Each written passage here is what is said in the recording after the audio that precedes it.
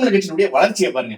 2016 2997 வாக்குகள், 1.62 விழுக்காடு வாக்குகளோட தொடங்கின அவங்க பயணம் 2019 நாடாளுமன்ற தேர்தலில் 8973 வாக்குகள், 4.58 விழுக்காடு வாக்குகள் வராங்க. 1.6 தொடங்கி 4.5க்கு வராங்க.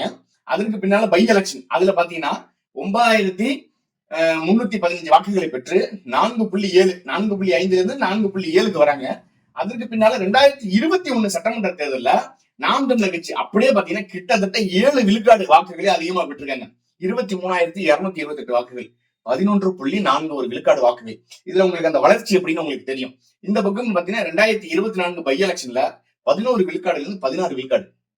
அப்ப 29,074 விழுக்காடு. இப்ப மக்கள் கிட்ட மனசுல ஒரு விடயம் என்னவா இருக்குன்னா, சீமான் அவர்கள் தனிச்சு களமாடுறாரு, சீமானுடைய கொள்கை நல்லா இருக்கு, சீமான் நல்லா பேசுறாரு, சீமான் ஆட்சிக்கு வந்தா நல்லது செய்வாரு. ஏற்கனவே 2 கட்சிகளும் மாறி மாறி தமிழ்நாட்டை ஆண்டு ரொம்ப நாசமாக்கிட்டாங்க. புதிய மாற்றம்னு வந்த விஜயம் கரூர் சம்பவத்துக்கு பின்னால தலைமறைவாகி கட்சியினுடைய தொண்டர்களை கூட கண்டுக்கல, தமிழ்நாட்டு மக்களையா அவர் கண்டுக்க போறாரு அப்படிங்கிற கேள்வி மக்கள்கிட்ட எழுதுறதுனால இந்த 16.31 விழுக்காடு வாக்குகளை வாங்கிய நாம் தமிழர் கட்சி 2024 வாங்கின இந்த நாம் தமிழர் கட்சி என்ன ஆகும்னா, 2026 சட்டமன்ற தேர்தலில் 26 விழுக்காடு வாக்குகளை, இப்போது தேர்தலுக்கும் 6 மாத காலத்துக்கு முன்னால 26 விழுக்காடு வாக்குகளை அங்க பெறுவதற்கான வாய்ப்புகள் இருக்கு.